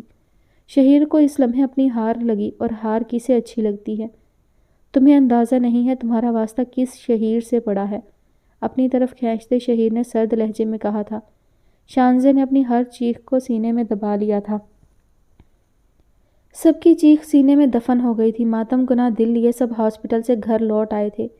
ریان کا ٹریٹمنٹ ہو چکا تھا، سب زندہ لاش لگ رہے تھے۔ اغوا کی رپورٹ لکھواتے تو کس کے خلاف؟ سب اپنی بے بسی پر زود رنج تھے۔ نذیر صاحب کے طفیل کئی ایک پڑوسی کو علم ہو چکا تھا، اور صبح ہونے تک یقیناً پورے محلے میں جنگل کی آگ کی طرح یہ خبر پھیل جاتی۔ میری آنکھوں کے سامنے وہ لوگ عروش آپی کو لے گئے۔ ریان اپنی کم عمری اور عروش کو بچا نہ پانے کی ناکامی پر سسک رہا تھا۔ وہ جوش میں پیر پر زور دیتا تو بینڈیج گیلی ہونے لگتی۔ حیات صاحب کو چپ لگ گئی تھی۔ کیا ہم یوں ہی ہاتھ پر ہاتھ دھرے بیٹھے رہیں گے؟ سالم غصے سے بولا۔ دروازے پر زوردار دستک ہوئی، سب دروازے کی طرف بھاگے۔ عروش کو دروازے پر مردہ حالت میں دیکھ کر ایک بار پھر سب کی چیخ نکل گئی۔ سالم نے باہر نکل کر دیکھا گاڑی دور جا چکی تھی۔ بند کرو آوازیں، کیوں اپنی بربادی کی داستان سب کو سنا رہی ہو؟ حیات صاحب نے شکیلہ بیگم کو ڈانٹا۔ سب عروش کو اندر لا رہے تھے۔ محلے کے دروازے کھلنا شروع ہو گئے تھے۔ عروش کے وجود سے عیاں تھا کہ چند گھنٹوں میں اس پر کیا کچھ بیت چکی ہے۔ اسے ہاسپٹل لے چلو، ہینا نے دہل کر کہا۔ ہاسپٹل گئے تو مزید تماشا بنے گا، پھر میڈیا کا چکر۔ ثانیہ نے آنے والے حالات سے آگاہ کیا۔ سب خاموشی سے اسے ہوش میں لانے کے جتن کرنے لگے۔ اس کی سسکیاں بے ہوشی میں بھی سب کا دل چیر رہی تھی۔ سالم اٹھ کر صحن میں آ گیا۔ آنسو قطار در قطار اس کی آنکھوں سے بہہ رہے تھے۔ صبح شہیر فاتحانہ انداز میں اسے دیکھ رہا تھا، اور وہ نظریں ملانے کے بھی قابل نہ تھی۔ جسم پھوڑے کی طرح دکھ رہا تھا۔ بخار نے بھی آ لیا تھا۔ کارپیٹ پر سونے کی وجہ سے پہلے ہی بے آرام تھی۔ اس میں اٹھنے کی سکت نہ تھی۔ شہیر تیار ہو کر جا چکا تھا۔ آنسو کا قطرہ بائیں آنکھ سے نکل کر تکیے میں جذب ہو چکا تھا۔ لب مسکرا رہے تھے مگر آنسو بھی بہہ رہے تھے۔ کافی دیر لیٹے رہنے کے بعد وہ ہمت کر کے اٹھی، فریش ہو کر نیچے آئی۔ بچوں نے ناشتہ کر لیا؟ ملازم کے سلام کا جواب دینے کے بعد اس نے پوچھا۔ بی بی جی لان میں ہیں، کہہ رہی تھی آپ کے ساتھ ناشتہ کریں گی۔ شہیر صاحب کا بھی پوچھ رہی تھی، میں نے بتا دیا وہ جا چکے ہیں۔ اوکے، تم میرا اور بچوں کا ناشتہ لان میں ہی لے آؤ۔ گھر میں کوئی بخار کی دوا ہو تو وہ بھی لیتے آنا۔ ملازم کو ہدایت دے کر وہ لان میں چلی آئی۔ پیڑ کے سائے میں فاطمہ کرسی پر بیٹھی کبوتروں کو دیکھ رہی تھی۔ السلام علیکم، اس نے پیچھے سے گلے میں ہاتھوں کی مالا ڈال کر بے ساختہ فاطمہ کے گال چوم لیے۔ والسلام، اس نے محبت سے اس کے ہاتھ تھام کر سامنے کیا اسے۔ پنک سوٹ میں بخار کے باوجود وہ بہت نکھری نکھری لگ رہی تھی۔ تمہیں تو بخار ہے؟ فاطمہ نے ہاتھوں کی حرارت کے بعد ماتھے پر ہاتھ رکھا۔ بس تھوڑا سا، آپ فکر مند نہ ہو، میں نے کریم کو دوا دینے کا کہا ہے، اس نے مسکراتے ہوئے کہا۔ فاطمہ کسی قدر اداس تھی، خاموش نظروں سے کبوتروں کو دیکھ رہی تھی۔ مما ڈیڈی کو مس کر رہی ہیں؟ فاطمہ نے اس بات میں سر ہلایا۔ والدین ساتھ نہ ہو تو کتنا اکیلا پن لگتا ہے نا، خوف آتا ہے جیسے کوئی انہونی ہونے والی ہے۔ تمہیں پتہ ہے ایک بار میں کھو گئی تھی، بہت مشکلوں سے گھر والوں کو ملی۔ وہ شاید بچپن کا کوئی واقعہ بتا رہی تھی، چہرے پر ڈر تھا۔ وہ یقیناً سب کی بہت لاڈلی تھی، تبھی مما ڈیڈ کی کمی پر رنجیدہ تھیں۔ آپ کب اکیلی ہیں؟ وہ تو سب سے اعلیٰ مقام میں حاضری دینے گئے ہیں، ہم سب کے لیے بہت ساری دعا کرنے، اور پھر شہید ہیں، میں ہوں۔ شانزے کے سمجھانے پر وہ مسکرا دی۔ تمہارے انداز اور لفظوں میں بہت محبت ہے، فاطمہ نے چھیڑا۔ شانزے مسکرائی۔ اس محبت کے ہاتھوں رات اس نے بہت بڑی چوٹ کھائی تھی۔ ملازم ناشتہ لے آیا تھا، وہ دونوں خوش گپیوں کے ساتھ ناشتہ کرنے لگی۔ شائستہ بیگم کی کال آئی تھی، ہفتہ ہو چکا تھا اسے رخصت ہو کر آئے۔ وہ ان سب سے ملنے ایک بار بھی نہیں گئی تھی۔ وہ گلہ کر رہی تھیں، مما اور ڈیڈ نہیں ہیں تو میں گھر سے نہیں نکلتی، پھر بچوں ہیں وہ بھی تو گھر میں رہتی ہیں، تو ان کو کمپنی دینے کے لیے اور کوئی ہوتا نہیں ہے۔ شہیر لیٹ گھر آتے ہیں، وہ انہیں سمجھا رہی تھی۔ تو تم نوکر ہو کیا ان کی، جو اپنی بیٹی کی دیکھ بھال تمہیں سونپ گئے ہیں وہ لوگ؟ شائستہ بیگم برہم ہوئیں۔ مام، مجھ پر کوئی روک ٹوک نہیں ہے، آپ یقین کریں میرا خود دل نہیں چاہتا باہر جانے کو۔ یوں لگ رہا ہے میں کسی پناہ گاہ میں ہوں۔ یہ میرا گھر ہے، ہمارے گھر میں تو ہر وقت ہلچل، سیکیورٹی گارڈ کے جوتوں کی دھمک، نہ پرائیویسی نہ اپناپن، سب مصنوعی لگتا ہے۔ ڈیڈ بھائی اکثر گھر سے دور دوروں پر ہوتے ہیں، آپ کی بھی سوشل ایکٹیویٹیز ہیں۔ ہمارے گھر میں ایک دوسرے کے ساتھ بیٹھنے کا وقت کس کے پاس ہوتا ہے؟ ہر کسی کی الگ دنیا ہے۔ اور کوئی برائی نظر آئی ہو تو وہ بھی کہہ ڈالو۔ شائستہ بیگم برا مان گئی۔ اچھا، اپنا راز نہ ہو، میں جلد آؤں گی، شانزے نے بحث ختم کرنے کے خیال سے لگاوٹ سے کہا۔ ٹھیک ہے، بھلے تم اپنی منمانی کر لی، لیکن تم یہ نہ بھولو کہ نوروز علی خان کی بیٹی ہو۔ تمہیں کہا بھی تھا کچھ گارڈز اپنے ساتھ لے جاؤ، مگر تم نہیں مانی۔ اب بھی اکیلی کہیں منہ اٹھا کر نہ چلی جانا، ہمارے دوست کم اور دشمن زیادہ ہیں۔ تمہارے ڈیڈ آ جائیں میٹنگ سے، پھر کرتی ہوں تسلی سے تمہارے لیے بات۔ شائستہ بیگم گویا ہوئیں۔ اسی وقت شہیر یونیفارم میں داخل ہوا۔ سامنے دیوار گیر اپنی تصویر دیکھ کر ایک لمحے کو اس کے قدم ٹھٹکے۔ شادی سے پہلے شانزے نے اپنی خواہش کا اظہار کیا تھا اور آج اس نے پوری بھی کر لی تھی۔ ہیٹ اتار کر اس نے سائڈ پر رکھا۔ السلام علیکم۔ سیل فون کان سے ہٹا کر اس نے سلامتی بھیجی۔ جواب دیے بغیر شہیر ڈریسنگ روم کی طرف بڑھ گیا۔ شانزے نے فون کان سے لگایا۔ شائستہ بیگم کی بات جاری تھی۔ شہیر ہاف ٹی شرٹ اور ٹراؤزر میں واپس آیا تھا۔ وہ کچھ نڈھال سا تھا۔ شانزے نے بعد میں بات کرتی ہوں کہہ کر کال کاٹ دی۔ یہ کیا ہوا؟ فون سائڈ پر رکھ کر وہ اس کے قریب آئی۔ شہیر کے بازو پر بینڈیج تھی، وہ خون سے بھیگ چکی تھی۔ کیسے ہوا یہ؟ شانزے فکر مندی سے اس کا بازو پکڑ کر استفسار کر رہی تھی۔ شہیر نے ہاتھ جھٹک کر بازو چھڑایا۔ اپنے کام سے کام رکھو، وہ درشت لہجے میں بولا۔ شہیر بہت خون بہہ رہا ہے۔ اگر آپ نے نہیں بتایا تو میں بچوں کو بلاتی ہوں، ان کو تو بتائیں گے نا۔ وہ دروازے کی طرف بڑھی۔ پاگل لڑکی، ادھر آؤ، شہیر نے غصے سے کہا تو وہ الٹے پاؤں واپس آ گئی۔ آپریشن میں کراس فائر میں گولی لگ گئی۔ آپریشن متاثر نہ ہو اس لیے کسی کو نہیں بتایا۔ جب آپریشن کامیاب ہو گیا تو بہتے خون پر سب کی نظر پڑی۔ ہسپتال سے ہی آ رہا ہوں، گولی نکل گئی ہے، بینڈیج چینج کروں گا۔ کریم فرسٹ ایڈ باکس لے کر آ رہا ہے۔ بس یا کچھ اور؟ وہ غصے سے تفصیل گوش گزار کرنے لگا۔ فاطمہ کے نام سے ڈر لگا تھا کہ اگر اس نے دیکھ لیا تو پریشان ہو جائے گی۔ آپ کو فوراً ٹریٹمنٹ کروانا تھا نا، کتنا خون بہہ گیا ہوگا اور اب بھی بہہ رہا ہے۔ وہ رو پڑی۔ شہیر سر پکڑ کر بیٹھ گیا۔ کریم فرسٹ ایڈ باکس لے آیا تھا۔ گرم پانی واش روم سے لا کر وہ بینڈیج کھولنے میں شہیر کی مدد کر رہا تھا۔ شانزے سر پر کھڑی دیکھ رہی تھی۔ 3-4 ٹانکے بھی آئے تھے۔ زخم گہرا ہے صاحب جی۔ کریم کو بھی فکر مندی ہوئی۔ ٹھیک ہو جائے گا، اس نے لاپرواہی سے کہا۔ میں ہلدی والا دودھ لے کر آتا ہوں، آپ کچھ کھائیں گے؟ کریم بینڈیج کر رہا تھا۔ اس گھر میں اس نے ملازم کو بھی محبت سے بات کرتے دیکھا تھا۔ نہ صرف سامنے بلکہ پیچھے بھی ملازم مالکوں کے لیے فکر مند رہتے تھے، کیونکہ یہاں ملازم کو بھی انسان سمجھا جاتا تھا۔ ڈاکٹر نے دوا دی کھانے کے لیے؟ شانزے کی فکر مندی پر کریم بھی مسکرایا۔ اس سارے عرصے میں جب وہ بینڈیج اتار رہا تھا، شانزے آرام سے آہستہ آہستہ بات کرتی رہی تھی۔ یونیفارم کی جیب میں پڑی ہے دوا، کریم کے سامنے نرم لہجے میں کہا۔ وہ بھاگ کر دوا لے آئی۔ کریم چیزیں سمیٹ کر جا چکا تھا۔ تم کیوں سر پر سوار ہو؟ چین نہیں ہے تمہیں؟ شہیر تکیہ پشت پر لگانے کی کوشش کر رہا تھا جب شانزے نے آگے بڑھ کر رکھ دیا اور LED چلا کر ریموٹ دیا۔ آپ کو تکلیف ہو رہی ہوگی اس لیے، کپڑے چینج کرتے وقت آپ نے بازو کو زیادہ حرکت دی ہوگی، اس لیے بینڈیج خراب ہوئی۔ وہ ڈاکٹر بنی اندازہ لگا رہی تھی۔ جی آپ نے بجا کہا، نوروز علی خان کی بیٹی غلط کہہ سکتی ہے بھلا؟ وہ چڑ گیا۔ کریم دستک دے کر اندر آ گیا۔ ہلدی والے دودھ کے ساتھ گرین ٹی بھی لایا تھا۔ شانزے نے دوا نکال کر خود دودھ کا گلاس کریم کے سامنے دیا کہ وہ اس کا لحاظ ہی کر کے پی لے۔ کچھ بعید نہ تھا کہ وہ دوا نہ لیتا۔ نیند میں کروٹ بدلتے شہیر کی کراہ نکل گئی تو شانزے بھاگ کر اس تک آئی۔ وہ سو رہا تھا اور شاید گہری نیند میں تھا۔ اس کے مڑے ہوئے بازو کو اس نے بہت آہستگی سے اس کی کمر کے نیچے سے نکالا تھا۔ نرمی سے بینڈیج پر انگلیاں پھیری۔ وہ کافی دیر کھڑی رہی۔ وہ پرسکون سو رہا تھا۔ صبح شہیر کی آنکھ کھلی تو سامنے دیکھ کر وہ ٹھٹک گیا۔ بیڈ سے گال ٹکائے وہ بیٹھی بیٹھی سو رہی تھی۔ بنا آہٹ کیے وہ اٹھنے کی کوشش کرنے لگا۔ شانزے نے جھٹ سے آنکھیں کھول دیں۔ کچھ چاہیے تو مجھے بتا دیں۔ وہ اٹھ کھڑی ہوئی۔ بوجھل پپوٹے گلابی آنکھیں گواہ تھیں کہ وہ ساری رات جاگتی رہی ہے۔ بنا جواب دیے وہ واش روم میں بند ہو گیا۔ الٹے ہاتھ سے برش کرتے، فیس واش کرتے شہیر کو کافی تکلیف ہوئی تھی۔ تولیے سے منہ رگڑتا واپس آیا تو شانزے کمرے میں نہیں تھی۔ وہ چینج کرنے چلا گیا۔ ٹی شرٹ اتارنے میں اسے دانتوں پسینہ آ گیا تھا۔ شرٹ اٹھا کر پہننے کی کوشش میں کسی نے اس کے ہاتھ سے شرٹ لے لی تھی۔ وہ شانزے تھی۔ سہولت سے دایاں بازو ڈال کر اس نے بائیں سائڈ پر شرٹ کی تھی۔ وہ خاموشی سے اس کی کارستانی ملاحظہ کر رہا تھا۔ آپ کا ناشتہ کمرے میں لے آئی ہوں۔ شرٹ کے بٹن بند کر دی وہ بتا رہی تھی۔ بہتر ہوتا آپ آج نہ جاتے، آرام کر لیتے۔ گھر سے نکلتے وقت آیت الکرسی پڑھ کر نکلا کریں۔ مجھے یاد نہیں ہے، بہت چھوٹی تھی جب قرآن شریف پڑھا تھا۔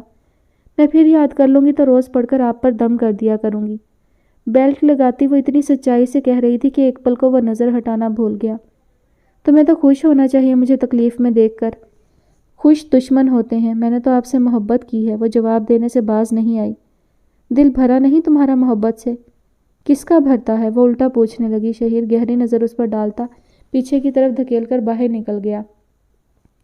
شانزے سے شہیر کی تکلیف دیکھی نہیں جا رہی تھی، وہ بہت خیال رکھ رہی تھی۔ تھوڑی دیر کے لیے گھر جا کر سب سے مل آئی تھی، مما ڈیڈ سے بھی باتیں ہوتی رہتی تھی۔ وہ اپنی عبادات میں مصروف تھے، شادی کو مہینہ ہونے والا تھا۔ شہیر کی کئی باتوں کے باوجود وہ بہت خوش تھی۔ فاطمہ سے اس کی بہت اچھی دوستی ہو گئی تھی۔ شہیر بھی گھر کی طرف سے مطمئن ہو گیا تھا۔ مما کی غیر موجودگی میں اسے گھر کی بہت فکر تھی، مگر شانزے نے بہت جلد گھر میں اپنا سکہ جما لیا تھا۔ تم کس قسم کی مخلوق ہو؟ تمہیں 1000 بار منع کیا ہے میرے کام نہ کیا کرو، بے عزتی کے باوجود لگی رہتی ہو۔ انا نام کی کوئی چیز نہیں ہے تم میں، شہیر نے ایک بار زچ ہو کر کہا تھا۔ بچپن سے میرے اندر خواہش تھی میرا ایک چھوٹا سا گھر ہو جہاں رہنے والے لوگ مجھ سے بہت پیار کریں۔ میں خود اس گھر کو سجاؤں، سنواروں، کھانا بناؤں اور سب خوش ہو کر رہیں۔ آپ کی شکل میں میری برسوں کی خواہش پوری ہو گئی۔ جب پہلی بار یہاں آئی تھی تب یہی سوچ لیا تھا کہ مجھے کیا کیا کرنا ہے۔ آپ کی ڈانٹ پھٹکار ایک طرف، مجھے آپ کا خیال رکھ کر خوشی ہوتی ہے۔ مجھے اس دن کا انتظار ہے جب آپ اپنے ہر کام کے لیے مجھے آواز دیں گے۔ اس کی جھڑکیوں کے باوجود برا منائے بغیر اپنی بات کرتی رہی۔ شہیر تعصب سے سر ہلاتا باہر چلا گیا تھا۔ وہ لاؤنج میں بیٹھی تھی جب ایک اجنبی اندر داخل ہوا۔ السلام علیکم۔ اجنبی نے قدرے حیرانی سے صوفے پر ٹانگیں موڑے بے تکلف سی بیٹھی شانزے کو دیکھا تھا۔ اتنی ہی حیرانی سے شانزے نے اجنبی کو دیکھا۔ گھر کے ملازم سے اس لاپرواہی کی امید نہ تھی کہ وہ کسی اجنبی کو اس بے تکلفی سے گھر میں داخل ہونے دیں گے۔ والسلام، شانزے نے پیر نیچے کرتے حیرانی سے جواب دیا۔ فاطمہ لنچ کے بعد سوتی تھی، شہیر ڈیوٹی پر تھا۔ یہ وقت وہ ٹی وی دیکھ کر گزارتی تھی، ایسے میں اجنبی کی آمد حیران کن تھی۔ یہ شہیر کا ہی گھر ہے نا؟ اجنبی نے حیرانی سے دریافت کیا۔ جی انہی کا ہے، لیکن وہ ڈیوٹی پر ہیں۔ شانزے کھڑی ہو چکی تھی۔ آپ کی تعریف؟ اجنبی حیرت میں تھا۔ جی میں شانزے نوروز علی خان ہوں، مسز شہیر۔ شانزے نے مسکراتے ہوئے اپنا تعارف کرایا۔ اتنا تو جان گئی تھی کہ وہ شہیر کے حوالے سے آیا ہے۔ مسز شہیر؟ شادی کب کی اس نے؟ اجنبی تو اچھل پڑا۔ شانزے بھی اس کے انداز سے پزل ہو گئی۔ ایسا کون سا گناہ ہو گیا تھا؟ جی 1 ماہ ہو چکا ہے، سادگی سے ہوئی تھی شادی، شانزے کہہ رہی تھی اور اجنبی آنکھیں پھاڑے اسے گھور رہا تھا۔ آپ شہیر کے کیا لگتے ہیں؟ شانزے نے سوال کیا مگر وہ الٹے قدموں واپس پلٹ گیا۔ شانزے ہکا بکا رہ گئی۔ کریم، اس نے ملازم کو آواز دی۔ وہ کوارٹر سے بھاگا چلا آیا۔ جی بی بی جی۔ ابھی اندر کون آیا تھا؟ میں نے تو کسی کو نہیں دیکھا جی، میں کوارٹر میں گیا ہوا تھا۔ کریم مجرم کی طرح صفائی دے رہا تھا۔ چوکیدار کو بلاؤ، یوں بنا پوچھے وہ کسی کو اندر کیسے آنے دیتا ہے جبکہ شہیر بھی گھر پر نہیں ہے؟ شانزے کو غصہ آ گیا۔ کریم بھاگ کر گیا اور تھوڑی دیر میں واپس بھی آ گیا۔ بی بی جی باہر تو کوئی نہیں ہے اور چوکیدار بھی غائب ہے، شاید سگریٹ لینے گیا ہے۔ کریم نے اندازہ لگایا۔ یہ کوئی بات ہوئی؟ ایک اجنبی منہ اٹھا کر گھر میں گھس گیا اور تم لوگوں کو کوئی خبر نہیں؟ میں شہیر سے شکایت کروں گی تم لوگوں کی۔ شانزے حقیقتاً اس پراسرار بندے کی گتھی میں الجھ گئی تھی۔ تھوڑی دیر میں چوکیدار معافی مانگنے آیا تھا کہ وہ غلطی سے دروازہ کھلا چھوڑ گیا۔ وہ شہیر صاحب سے ذکر نہ کریں ورنہ نوکری چلی جائے گی۔ شانزے نے اسے مطمئن کر دیا کہ وہ شکایت نہیں کرے گی۔ اس نے شہیر سے ذکر بھی نہ کیا۔ نوروز علی خان نے کچھ ایسے کام شہیر کے سپرد کیے تھے جو اس کے اصولوں کے خلاف تھے۔ شہیر نے بغیر لگی لپٹی انہیں انکار کر دیا تھا، جس پر وہ برہم ہو گئے تھے۔ شہیر کو کون سی پرواہ تھی؟ اگر آپ نے یہ سوچ کر بیٹی کی شادی مجھ سے کی ہے کہ میں آپ کا مہرہ بنوں گا تو یہ آپ کی بہت بڑی بھول ہے۔ جان ہتھیلی پر لے کر گھر سے نکلتا ہوں۔ جرم کا خاتمہ میرا مشن ہے۔ اس زمن میں اگر کبھی آپ کے خلاف بھی ٹھوس ثبوت میرے ہاتھ لگے تو میں آپ کو بھی کیفر کردار تک پہنچانے میں دیر نہیں لگاؤں گا۔ شہیر نے فون بند کر دیا تھا۔ نوروز علی خان کو بھی اندازہ ہو گیا تھا انہوں نے کتنا غلط فیصلہ کیا ہے اس کا انتخاب کر کے۔ اپنی ساکھ اور انا کو برقرار رکھنے کے لیے انہیں بیٹی کی خوشی کی بلی بھی چڑھانا پڑتی تو وہ اسے بھی دریغ نہ کرتے، اور شہیر نے تو انہیں کھلا چیلنج کر دیا تھا۔ وہ کچھ سوچ رہے تھے۔ شہیر بالکنی میں کھڑا تھا، وہ بے حد سنجیدگی سے سڑک پر نظر جمائے کچھ سوچ رہا تھا۔ پھر اس نے سیل فون نکالا اور کسی کا نمبر ڈائل کرنے لگا۔ جی بھٹی صاحب، مجھے طلاق کے پیپرز تیار کروانے تھے۔ جی اپنے لیے، میں اپنی وائف کی مکمل تفصیلات کل نکاح نامہ کے ساتھ بھیج دوں گا۔ اچانک ہونے والے دھماکے پر اس نے گردن موڑ کر دیکھا۔ جانے کب شانزے اندر آ گئی تھی۔ وہ چائے لے کر آئی تھی اور ساری گفتگو سن کر خود پر قابو نہ رکھ سکی۔ فقط 1 ماہ ہوا تھا ان کی شادی کو اور طلاق؟ شہیر نے فون بند کر دیا تھا۔ کیوں؟ شانزے تیر کی طرح اس تک آئی تھی۔ چائے کے کپوں کا ٹوٹا شیشہ اس کے پیر میں چبھا تھا مگر اسے احساس نہ ہوا۔ اس نے شہیر کا گریبان پکڑ لیا۔ کیوں کر رہے ہیں آپ اس طرح میرے ساتھ شہیر؟ آپ کو مجھ سے اتنی نفرت ہے کہ میری محبت بھی اس کا مقابلہ نہیں کر پا رہی۔ اگر آپ کو میرا انداز غلط لگا تھا تو میرے والد کو انکار کر دیتے۔ آپ میرے ساتھ اتنا برا نہیں کر سکتے۔ میں آپ کے پاؤں پڑ کر معافی مانگتی ہوں۔ آپ بھلے مجھے ساری زندگی اسی طرح ذلیل کرتے رہیں مگر خود سے جدا نہ کریں، مجھ سے اپنا نام نہ چھینیں۔ وہ سسک رہی تھی۔ شہیر پتھر کا بت بنا کھڑا تھا۔ آپ نے تو کہا تھا مجھے طلاق مانگنے پر مجبور کر دیں گے، خود کیوں پسپا ہو گئے؟ بس اتنی ہی تھی آپ میں ہمت؟ وہ جانے کیا کیا کہہ رہی تھی۔ اس کا ہاتھ جھٹک کر شہیر کمرے سے نکل گیا۔ شانزے سسکتی رہی۔ اگلا دن بہت بوجھل تھا۔ شانزے کی سمجھ میں کچھ نہیں آ رہا تھا۔ شہیر اتنا سخت ہے اسے اندازہ نہ تھا۔ وہ اس نہج پر فیصلہ کرے گا گمان نہ تھا۔ مما ڈیڈ بھی نہیں تھے۔ اسے سمجھ نہیں آ رہا تھا وہ کیوں یہ سب کر رہا تھا۔ وہ کمرے کی تنہائی سے گھبرا کے باہر نکل آئی۔ فاطمہ لاؤنج میں بیٹھی چینل سرچ کر رہی تھی۔ کہاں ہو تم؟ شہیر نے بتایا طبیعت ٹھیک نہیں ہے، آرام کر رہی ہو کمرے میں۔ میں نے ڈسٹرب کرنا مناسب نہیں سمجھا۔ فاطمہ نے اسے پاس بٹھا لیا۔ وہ خاموشی سے بیٹھ گئی۔ اب ٹھیک ہوں۔ آپ کیا دیکھ رہی ہیں؟ پھیکی مسکان سے وہ پوچھنے لگی۔ کچھ نہیں، ٹی وی میں آتا کیا ہے؟ فضول، بورنگ۔ بہتر ہے بندہ ٹام اینڈ جیری دیکھ لے۔ فاطمہ نے ناک سکوڑ کر ریموٹ اسے تھمایا۔ وہ چینل سرچنگ کرنے لگی۔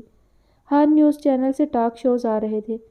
ارے بھائی! ایک چینل پر آدرش علی خان کو دیکھ کر اس نے ریموٹ صوفے پر رکھ دیا اور بغور سننے لگی۔ اینکر کے سوال پر وہ مدلل انداز میں جواب دے کر اپنی پارٹی کا دفاع کر رہا تھا۔ مخالف پارٹی کا بندہ بولنے کی کوشش کرتا تو آدرش اسے چپ کرا دیتا۔ وہ مسکراتے ہوئے دیکھ رہی تھی۔ یہ تو ان کے ہاں روز کی بات تھی۔ یہ عجیب سی آواز پر شانزے نے گردن موڑی۔ فاطمہ کی انگلی اسکرین کی طرف تھی۔ انداز عجیب تھے۔ یہ میرا بھائی ہے، آدرش علی خان۔ شانزے نے سمجھا وہ اس کا تعارف چاہ رہی ہے۔ فاطمہ نے عجیب نظروں سے شانزے کو دیکھا اور اس کی حالت غیر ہونے لگی۔ کریم! شانزے اس صورتحال سے بوکھلا گئی۔ فاطمہ صوفے سے فلور پر لڑک گئی تھی۔ اس کی چیخ سے اندر آتے شہیر نے دوڑ لگا دی۔ شہیر بچوں کو پتہ نہیں کیا ہوا اچانک۔ شانزے فاطمہ کو سیدھا کرنے کی کوشش میں ہلکان ہو گئی تھی۔ شہیر نے اسے سیدھا کیا۔ ہوا کیا تھا؟ شہیر دہاڑا۔ شانزے سہم گئی۔ پتہ نہیں، ہم ٹی وی دیکھ رہے تھے۔ شہیر نے اسکرین پر نظر ڈالی اور کھا جانے والی نگاہوں سے اسے دیکھ کر فاطمہ کو بازوؤں میں اٹھا کر اس کے کمرے کی طرف لے جانے لگا۔ دفع ہو جاؤ تم یہاں سے۔ کریم سے کہو انجیکشن نکال کر لائے۔ ہدایت دے کر وہ کمرے میں داخل ہو گیا۔ صورتحال دیکھ کر کریم انجیکشن لے آیا تھا۔ یا اللہ! یہ کیا ہو گیا؟ شانزے دروازے سے لگی کھڑی تھی۔ شہیر فاطمہ کو انجیکشن لگا رہا تھا۔ وہ کسی قدر رنجیدہ تھا۔ چادر فاطمہ کے وجود پر ڈال کر شہیر نے شانزے کا ہاتھ پکڑا اور اپنے ساتھ کھینچتا کمرے تک لایا۔ سامان پیک کرو اپنا اور نکلو فوراً۔ اسے بیڈ پر پھینک کر وہ کھڑا حکم صادر کر رہا تھا۔ اس اچانک افتاد پر وہ پاگل ہونے لگی۔ شہیر بات کیا ہے بتائیں تو؟ بچوں کی حالت میری وجہ سے خراب ہوئی ہے۔ آپ مجھے کیوں الزام دے رہے ہیں؟ میں نے کیا کیا ہے؟ شانزے نہ کردہ گناہوں پر آنسو بہا رہی تھی۔ اگر تم مزید یہاں رکی تو میں تمہیں جان سے مار ڈالوں گا یا خود کو۔ وہ شدید غصے کی کیفیت میں مبتلا تھا۔ شانزے اس کا انداز سمجھنے سے قاصر تھی۔ اسی لمحے دروازے پر دستک ہوئی۔ فاطمہ کی طبیعت مزید خراب ہونے کے خیال سے شہیر نے لپک کر دروازہ کھولا۔ اس نے جتنی تیزی سے دروازہ کھولا تھا اتنی تیزی سے پیچھے ہٹا۔ روتی ہوئی شانزے اور غسیلے شہیر کو آنے والی ہستی نے بہت غور سے دیکھا تھا۔ شانزے کے آنسو رک گئے تھے۔ دروازے پر کھڑی ہستی اندر داخل ہوئی۔ انہوں نے آگے بڑھ کر شہیر کے چہرے پر زوردار تھپڑ رسید کیا۔ شانزے حیران رہ گئی۔ یہ سب کیا تھا؟ کیا ہو رہا تھا؟ اس کی عقل دنگ رہ گئی تھی۔ بہت اچھا خراج دیا ہے تم نے پیدا کرنے کا۔ برائی کو برائی سے ختم کرنے چلے تھے۔ سزا دینے کا اختیار اللہ کے پاس ہے۔ تم کیوں منصف بننے نکل کھڑے ہوئے؟ کیا فرق رہا شہیر، رہبان، سفیان اور آدرش علی خان میں؟ دونوں نے عورت کو ہی مشق ستم بنایا۔ وہ سخت تعصب سے گویا تھیں۔ شہیر نظریں ملانے کے قابل نہ تھا۔ آپ کون ہیں اور میرے شوہر پر کس حق سے ہاتھ اٹھایا آپ نے؟ شانزے چپ نہ رہ سکی۔ وہ اس خاتون کی جسارت پر دنگ تھی۔ یہ بیٹا ہے میرا، میں شکیلہ ہوں۔ شکیلہ؟ بیٹا؟ شانزے حیرانی سے دہراتی شہیر کو دیکھنے لگی جو نظریں نیچی کیے بیٹھا تھا۔ لیکن مما تو حج پر گئی ہوئی ہیں، پھر آپ؟ وہ حقیقتاً بہت الجھی ہوئی لگ رہی تھی۔ شکیلہ نے اس کا ہاتھ پکڑ کر اپنے ساتھ بٹھا لیا۔ شہیر اٹھ کر کمرے سے نکل گیا۔ شہیر ہماری اولاد ہے۔ حیات صاحب والد ہیں اس کے۔ میری بڑی بہن ثانیہ نے شادی کے 2 سال بعد بیوگی کا غم سہا تو ہم نے شہیر کو ان کی خواہش پر گود دے دیا۔ ڈیڈ میرے والد اور شہیر کے نانا ہیں۔ عروش فاطمہ ہماری اولاد ہے۔ شہیر، رہبان، سفیان کی بڑی سگی بہن۔ شکیلہ حقیقت آشکار کر رہی تھی۔ شانزے کا سر چکرانے لگا۔ اگر مجھے ذرا بھی بھنک پڑ جاتی شہیر کی حرکت کی تو میں مر کر بھی تم سے شادی نہ کرنے دیتی۔ شکیلہ بیگم کی آنکھوں میں آنسو آ گئے۔ ثانیہ اور ابو سے بھی میں بہت خفا ہوں، انہوں نے شہیر کے ایما پر ہمیں لا علم رکھا۔ آنٹی میں اتنی بری تو نہیں ہوں۔ شان سے ان کے آنسوؤں پر رنجیدہ ہو کر خود بھی رونے لگی۔ ہاں میری بچی، قصور تیرا نہیں ہے، بلکہ میں رو تو تیرے لیے رہی ہوں۔ یہ کیا کر دیا شہیر نے؟ اسے ساتھ لگا کر شکیلہ بیگم ہچکیوں سے رونے لگیں۔ اگر اس دن اچانک سارم عروج فاطمہ اور شہیر سے ملنے نہ آتا اور اسی بہانے اس کی تم سے ملاقات نہ ہوتی تو اب تک بہت بڑا نقصان ہو چکا ہوتا میری بچی۔ وہ تو اللہ بھلا کرے بھٹی صاحب کا، جنہوں نے ثانیہ کو شہیر کے فیصلے کی اطلاع دی اور ہم بھاگے چلے آئے۔ شکیلہ بیگم آپ دیدہ تھی، شانزے پر اجنبی بندے کا بھید کھل گیا۔ سارم کون ہے؟ شانزے ہر گتھی سلجھانا چاہ رہی تھی۔ سارم میری نند کا بیٹا ہے۔ عروج اور سارم بچپن سے ایک دوسرے سے منسوب تھے۔ بہت خوش باش زندگی تھی ہماری۔ عروج نے یونیورسٹی میں ایڈمیشن لیا تو ہماری بربادی کے دن شروع ہو گئے۔ آدرش علی خان نے ہمیں کہیں کا نہ چھوڑا۔ شکیلہ منہ پر ہاتھ رکھے رو پڑی۔ بھائی؟ میرا بھائی؟ شانزے پر حیرت کے پہاڑ ٹوٹ پڑے۔ شکیلہ بیگم نے مختصراً بربادی کی داستان سنائی۔ 10 سال بیت گئے اس سانحے کو، مگر ہمارے زخم آج بھی ہرے ہیں۔ شانزے کی آنکھوں سے خون بہنے لگا۔ وہ اس جیسی حقیقت سے آگاہ تھی۔ باپ بھائی کی عیاشی کی داستان اس نے بہت سنی تھی، مگر اندازہ نہ تھا کہ انہوں نے اتنا ظلم بھی ڈھایا ہوگا۔ کومل سی عروج فاطمہ کا تصور اسے آنسو بہاتے رہنے پر مجبور کر رہا تھا۔ ہم نے عروج کا بہت علاج کرایا۔ لوگوں کی باتوں نظروں سے خائف ہو کر ہم نے ثانیہ کے اصرار پر عروج کو اس کے پاس بھیج دیا۔ اس حادثے میں شہیر کو بھی گولی لگی تھی۔ ہم بہت ڈر گئے تھے، ہمارے بچوں کی زندگی کا معاملہ تھا۔ ہم نے خاموشی اختیار کر لی۔ سارم نے سگے بیٹوں کی طرح ہمارا خیال رکھا۔ ہم ساتھ رہتے ہیں۔ سارم ہی آفس کے کام کے سلسلے میں آتا جاتا رہتا ہے تو عروج سے ملنے چلا آتا ہے۔ ہمارے لاکھ سمجھانے پر بھی اس نے شادی نہیں کی۔ وہ عروج کی مکمل صحت یابی کے لیے پر امید ہے۔ اس حادثے نے عروج کی دماغی کیفیت خراب کر دی تھی، اب کہیں جا کر وہ نارمل ہونے لگی تھی۔ رات میں نے ثانیہ سے بہت لڑائی کی فون پر۔ وہ معافی مانگ رہی تھی کہ شہیر نے اسے یقین دلایا تھا کہ وہ انتقاماً تم سے شادی نہیں کر رہا، بلکہ اسے تم سے محبت ہے اور ثانیہ کی واپسی کے بعد وہ تمہیں ہم سے ملوائے گا۔ شانزے کی سمجھ میں ساری کہانی آ گئی تھی۔ میں تم سے بہت شرمندہ ہوں بیٹا کہ تمہارے بھائی کا گناہ تمہارے سر منڈ دیا گیا۔ شکیلہ بیگم نے ہاتھ جوڑ دیے۔ شانزے نے ان کے ہاتھ تھام لیے۔ جتنا بچوں کے ساتھ برا ہوا، اس حوالے سے تو معافی مجھے مانگنی چاہیے تھی اپنے بھائی کے گناہوں کی، جس نے ایک ہنستے بستے گھر کو قبرستان بنا دیا۔ سارم بھائی بچوں دو محبت کرنے والوں کو سزا دی۔ شانزے سسک رہی تھی، اس سے اپنے بھائی کی ذلت برداشت نہیں ہو رہی تھی۔ شکیلہ بیگم نے اسے چپ کروایا۔ آؤ باقی سب سے مل لو۔ شکیلہ کے کہنے پر وہ آنسو صاف کرتی واش روم میں چلی گئی۔ دوپٹہ سر پر لے لو بیٹا، ہمارے ہاں برا محسوس کرتے ہیں، پہلی بار مل رہی ہو اپنے سسر سے۔ شکیلہ بیگم اسے ہدایت دے رہی تھی۔ اس نے اپنے اندر سسکی کو دبایا۔ لاؤنج میں سناٹا تھا۔ غالباً شہیر کی جی بھر کر عزت افزائی کی تھی حیات صاحب نے اور سارم نے۔ وہ سرخ چہرے کے ساتھ اٹھ بیٹھا تھا۔ شانزے سلام کر کے شکیلہ بیگم کے ساتھ بیٹھ گئی۔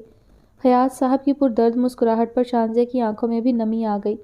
سوبر سا سارم آج بھی محبت کی شمع آنکھوں میں بسائے انہی راستوں کو تک رہا تھا جہاں عروج فاطمہ کے حواس نے ساتھ چھوڑا تھا۔ مما، ڈیڈ، سب نے شانزے کو کال کر کے معذرت کی تھی۔ وہ تو ان سب کی مجرم تھی، جانے کیسے لوگ تھے اس سے نفرت کرنے کی بجائے معافی طلب کر رہے تھے۔ تم بالکل ٹینشن نہ لو، جب تک ثانیہ نہیں آ جاتی ہم یہیں ہیں۔ ہم شہیر کو کوئی غلط فیصلہ نہیں کرنے دیں گے۔ تم ہماری بہو ہو اور رہو گی۔ شکیلہ بیگم کو اس پر ترس آ گیا تھا۔ ملازم کی زبانی اس کی عادات سن کر وہ گرویدہ ہو گئی تھی۔ شانزے نے کال کر کے آدرش کو بہت برا بھلا کہا تھا۔ وہ بھی یہ حقیقت جان کر سناٹے میں رہ گیا تھا کہ عروج شہیر کی بہن ہے۔ 14-15 سالہ لڑکا کب اسے قد جتنا آ گیا اسے خبر نہ ہوئی۔ اللہ بہت جلد آپ سے اسی دنیا میں حساب لے گا۔ آپ انسان نہیں جانور ہیں۔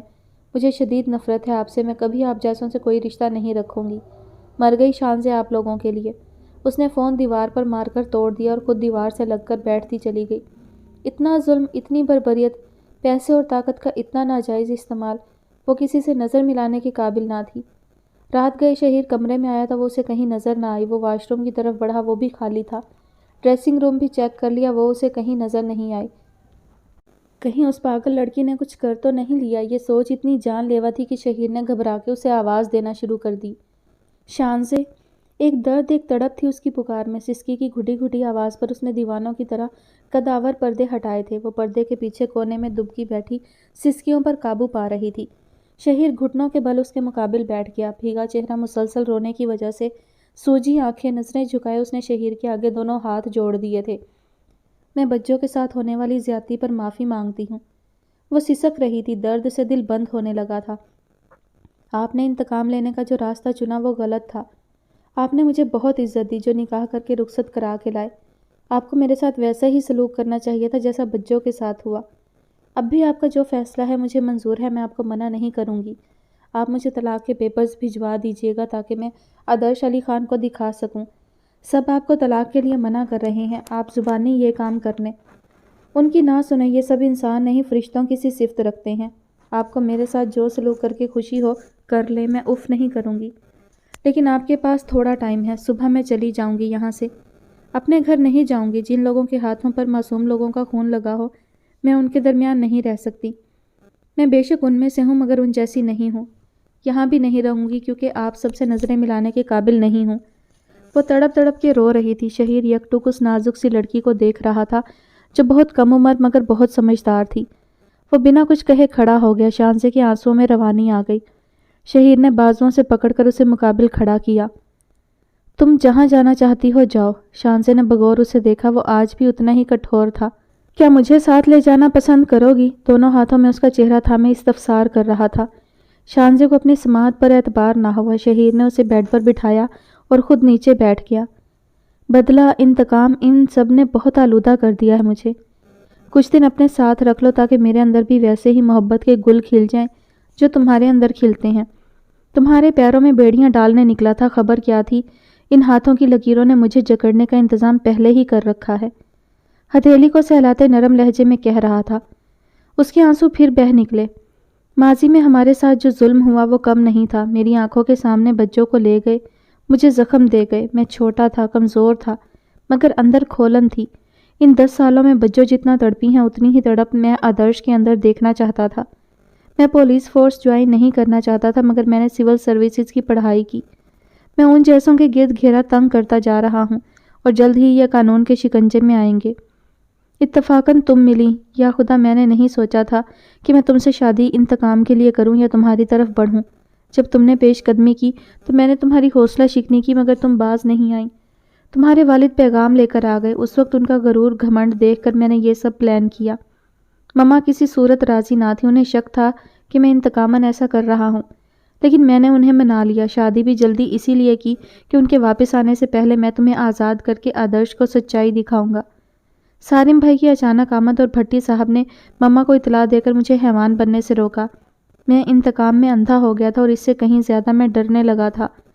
میں نے جیتنے کے لیے بساط بچھائی تھی مگر تم روز اول سے مجھے ہرا رہی تھی۔ تمہارے جذبے سچے تھے، تم ویسی بالکل نہیں تھی جیسا میں نے تصور کیا تھا۔ تمہیں ستا کر آدرش سے انتقام لینے چلا تھا مگر میں ہار گیا، تم سے، تمہارے جذبوں سے۔ تم میری ہر حرکت، ہر ذلت کو مسکرا کر محبت سمجھ کر جھولی میں سمیٹ رہی تھی۔ جس نے سدا حکمرانی کی ہو وہ میرے گھر میں مڈل کلاس لڑکی کی طرح جت گئی، جسے قرآنی آیات یاد نہ تھیں لیکن وہ میرے لیے یاد کرتی ہے۔ مجھے چوٹ لگنے پر ساری رات میرے سرہانے بیٹھی رہتی ہے۔ عرش پر رہنے والی کو میں نے فرش کی دھول بنا دیا مگر اس نے سدا مجھ سے محبت ہی کی۔ میرے ظلم پر، درد دان کرنے پر آنکھیں بھیگتی تھی مگر اس کے لب مسکراتے تھے۔ میں چاہوں بھی تو اس سے الگ ہو کر نہیں جی سکوں گا۔ میں عادی ہو گیا ہوں تمہارا۔ شہیر کے نرم گرم لفظ شانزے کے رشتے زخموں پر مرہم بن کر لگ رہے تھے۔ آپ ایک بار مجھ سے اپنا درد شیئر کرتے، میں خود مشق ستم بننے کو تیار ہو جاتی۔ وہ اتنی سچائی سے بولی کہ شہیر نے اسے خود سے لگا لیا۔ آدرش علی خان شانزے کی کال کے بعد بہت ڈسٹرب ہو گیا تھا۔ عروج فاطمہ اسے بہت اچھی طرح یاد تھی، جس کے مقدر میں ذلت لکھ کر اس نے گارڈز کے رحم و کرم پر چھوڑ دیا تھا کہ وہ بھی فیض یاب ہو لیں۔ اس کے اگلے روز وہ اسٹڈی کے لیے لندن چلا گیا تھا۔ پڑھائی کے بعد واپس آیا تو نوروز کے ساتھ سیاسی کاموں میں حصہ لینے لگا۔ اپنی پسند سے اس نے شادی بھی کی مگر جلد ہی بیوی بھی دل سے اتر گئی اور اس نے طلاق دے دی۔ وہ اپنی رنگینیوں میں کھو کر عروج جیسی جانے کتنی لڑکیوں کو بھول چکا تھا۔ شانزے اس سے بہت چھوٹی اور لاڈلی تھی لیکن یہ کڑوا سچ کہ شہیر نے انتقام کے لیے شانزے سے شادی کی ہے اسے پاگل کر گیا۔ وہ شہیر کے گھر کے نزدیک تھا۔ جوش میں وہ گارڈز کو ساتھ لائے بغیر نکل پڑا تھا۔ اس نے جیپ چلاتے پسٹل چیک کیا جو لوڈڈ تھی۔ ساری گولیاں شہیر کے جسم میں پیوست کرنے کے خیال سے وہ ارد گرد سے غافل ہو گیا تھا۔ اچانک 3 موٹر سائیکل سواروں نے اس کی جیپ کو گھیرے میں لے لیا۔ اس سے پہلے کہ وہ سنبھلتا، بائک پر سوار لڑکوں نے فائرنگ شروع کر دی تھی۔ فضا میں گولیوں کی تڑتڑاہٹ سے ہلچل مچ گئی۔ ان گنت گولیاں آدرش علی خان کے جسم میں داخل ہو چکی تھیں۔ موٹر سائیکل سوار رفو چکر ہو چکے تھے۔ دنیا کو اپنے قدموں تلے روندنے والے آدرش کی جیپ اس کی قبر بن گئی۔ تھوڑی دیر کے بعد یہ خبر بریکنگ نیوز بن گئی۔ شانزے کے قدم بے ساختہ عروش فاطمہ کے کمرے کی طرف بڑھ گئے۔ عروش کو خود سے بھینچے وہ رو پڑی تھی۔ آپ کا مجرم کیفر کردار کو پہنچ گیا۔ عروش ناسمجھی کے عالم میں اسے دیکھتی رہی، پھر شانزے کے آنسو صاف کرنے لگی کہ وہ اس کا بھائی تھا۔ شکیلہ بیگم اور باقی سب کے لیے بھی یہ خبر حیران کن تھی۔ شکیلہ اور حیات صاحب کے سمجھانے پر شہیر شانزے کو لے کر آدرش کی آخری رسومات ادا کرنے گیا تھا۔ حکومت سیاسی رہنماؤں کو سیکیورٹی دینے میں ناکام ہو چکی ہے۔ نوروز علی خان جوان بیٹے کی موت پر ٹوٹ گئے تھے، مگر اپنا غصہ میڈیا کے ذریعے دکھانا نہیں بھولے تھے۔ مما اور ڈیڈ حج کی ادائیگی سے لوٹ آئے تھے۔ عروش کا فائنل چیک اپ کرنے کے بعد ڈاکٹرز مطمئن تھے۔ اپنے مجرم کو انجام تک پہنچتے دیکھ کر وہ اس جنون سے نکل آئی تھی۔ سارم ہینا کو بھی لے آیا تھا۔ گھر مکمل لگنے لگا تھا۔ کمبلوں میں گھس کر مونگ پھلی اور کینو کھاتے سب ایک ساتھ بیٹھے تو سالوں کی باتیں زیر بحث آئیں۔ آنٹی سارم بھائی کو کب دلہا بنا رہی ہیں؟ سب کو کافی سرو کر کے شانزے اپنا مگ لے کر عروش کے پاس آ بیٹھی۔ مسکراتی ہوئی عروش کے لب اس سوال پر بھینچ گئے تھے۔ انشاءاللہ اسی ہفتے، اب اور دیر نہیں کروں گی، ہینا نے بخوشی کہا تو عروش فاطمہ اٹھ کر کمرے میں چلی گئی۔ ماحول میں ایک بار پھر بوجھل پن اتر آیا۔ سارم بھائی، آپ کی محبت کا امتحان ہے، آپ کو بچوں کا کھویا اعتماد بحال کرنا پڑے گا، شانزے نے اکیلے میں سارم سے کہا تو وہ مسکراتے ہوئے عروش فاطمہ کے کمرے کی طرف بڑھ گیا۔ وہ گھٹنوں میں منہ چھپائے رو رہی تھی۔ عروش، سارم عباس کی پیار بھری پکار پر اس کی سسکی تیز ہو گئی تھی۔ آپ چلے جائیں سارم، میں آپ کے لائق نہیں ہوں، وہ دل گرفتگی سے بول کر پھر رونے لگی۔ جانا ہوتا تو میں اس وقت بھی تو جا سکتا تھا جب تم حواسوں میں نہیں تھی۔ مجھے یقین تھا ایک دن تم مجھے ضرور پہچانو گی۔ سالوں انتظار کے بعد تم مجھے جانے کا کہہ رہی ہو، یہ انعام، یہ صلہ دے رہی ہو میری محبت کا۔ سارم مقابل بیٹھ گیا۔ میں آج بھی انہی راہوں پر کھڑا ہوں جہاں تم نے حواس چھوڑے تھے۔ میں رتی بھر اپنی محبت اور تمہاری عزت پر فرق نہیں آنے دوں گا۔ جس عمر میں لڑکے افیئر چلاتے ہیں، اس عمر میں نے صرف تمہارے ساتھ کے سپنے دیکھے، اور آج بھی تم مجھے تہی دامن جانے کا کہہ رہی ہو۔ سارم عباس محبت کا جہاں آنکھوں میں بسائے اس کی بھیگی پلکوں پر نظریں جمائے ہوئے تھا۔ آپ کو بہت اچھی لڑکی مل جائے گی، عروش نے اسے بہلانا چاہا۔ مجھے تم چاہیے اور کوئی نہیں۔ میں اب تمہیں فورس نہیں کروں گا، لیکن پھر کبھی اپنی شکل بھی نہیں دکھاؤں گا۔ سارم کرسی سے اٹھ گیا۔ عروش نے گزرتے ہوئے سارم کا ہاتھ تھام لیا۔ سارم کے قدم رک گئے۔ سارم کے ہاتھوں پر چہرہ رکھے عروش رو پڑی۔ تمہارے سارے آنسو میرے، میری ساری خوشیاں تمہاری۔ ساری محبت کے اعلیٰ مقام پر فائز تھا۔ دروازے سے لگی شانزے ساری گفتگو سن کر اندر جانے لگی، تبھی کسی نے اسے بازو سے پکڑ کر گھسیٹ لیا۔ وہ مچلتی رہ گئی۔ شہیر نے اسے کمرے میں لا کر دم لیا۔ کیا ہے، ذرا چھیڑنے دیتے دونوں کو، شانزے بازو چھڑاتی نروٹھے پن سے بولی۔ شرم نہیں آتی کسی کی باتیں سنتے؟ شہیر گھور رہا تھا۔ نہیں، اس کی آنکھوں میں بغور دیکھتے وہ سامنے تن کر کھڑی ہو گئی۔ بہت ظالم ہیں آپ، اتنے زور سے بازو پکڑا، دیکھیں نشان رہ گیا۔ شانزے بازو سہلاتی اسے دکھانے لگی۔ واقعی؟ بازو کا معائنہ کرتے شہیر نے اس کے بال مٹھی میں بھر کر کھینچے۔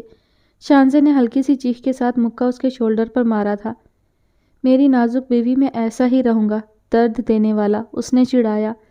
میں ہنس کر ہر درد سہ لوں گی کیونکہ مجھے پتہ ہے کہ آپ کو مجھ سے کتنا پیار ہے۔ شانزے نے مسکراتے ہوئے آسودگی سے اس کے کندھے پر سر رکھ دیا۔ ختم شد۔ جی، تو یہ کہانی ختم ہوتی ہے یہاں پر۔ ایک شارٹ سٹوری تھی تو اسی حساب سے جو ہے وہ ایوریج سی سٹوری تھی، لیکن کہانی اچھی تھی۔ اور تھوڑا سا اعتراض مجھے ناموں کے حوالے سے تھا۔ شروع میں رائٹر نے نہیں بتایا کہ عروش فاطمہ کتنے بہن بھائی ہیں، اور نہ ہی یہ بتایا گیا کہ انہوں نے جو ان کی جو بہن ثانیہ تھی انہوں نے بچے کو ایڈاپٹ کیا تھا۔ بتایا تو یہ گیا تھا کہ وہ 2 سال کے عرصہ میں جو ہے وہ بیوہ ہو گئی تھی، اور پھر ان کی گود میں ایک بیٹا تھا جسے وہ پال رہی تھیں، اور اس کے ساتھ جو ہے وہ اپنے سسرال بھی جاتی تھیں، اور انہوں نے دوسری شادی نہیں کی تھی۔ اور نام بھی جو ہے وہ صحیح نہیں بتایا گیا۔ شروع میں اس کا نام ریان لیا گیا اور بعد میں اس کا نام شہیر کر دیا گیا۔ تو یہ بھی کنفیوژن ذرا رہی۔ عروش فاطمہ کا نام بھی شروع میں عروش اور پھر بعد میں عروش فاطمہ کر دیا، تو چلیں یہ تو سمجھ آتا ہے کہ ہاف نیم یوز ہو رہا تھا پہلے اور بعد میں چینج کر دیا کہانی میں سسپینس قائم رکھنے کے لیے۔ لیکن ریان اور شہیر والی سٹوری جو ہے وہ سمجھ نہیں آئی، کیونکہ شروع میں اس کا نام ریان تھا اور بعد میں شہیر کر دیا گیا۔ خیر کبھی کبھار ایسا ہو جاتا ہے تو کوئی بات نہیں، لیکن سٹوری جو ہے وہ ٹھیک تھی، سو تھی۔ انشاءاللہ جلد کسی نئی اچھی کہانی کے ساتھ حاضر ہوں گی، کوشش کروں گی کہ کوئی لانگ ناول جو ہے وہ چوز کروں، اور یہ بھی ہو سکتا ہے کہ مزید کچھ شارٹ سٹوریز ہی میں شیئر کروں۔ فی الحال میں کچھ کہہ نہیں سکتی، تھوڑا سا ٹائم بھی مینیج کرنا ہے اور کچھ نیٹ ورک کا بھی ایشو رہتا ہے مجھے، اس وجہ سے جو ہے میں آج کل کہانیاں ڈاؤن لوڈ نہیں کر پا رہی ہوں۔ بہرحال اپنی اسی میں پوری کوشش کروں گی کہ آپ لوگوں کو زیادہ انتظار نہ کرنا پڑے۔ تب تک آپ سب اپنا خیال رکھیے گا، مجھے دعاؤں میں یاد رکھیے گا، اور جو نئے سننے والے ہیں وہ پلیز چینل کو سبسکرائب ضرور کر دیں۔ بہت بہت شکریہ۔ اللہ حافظ۔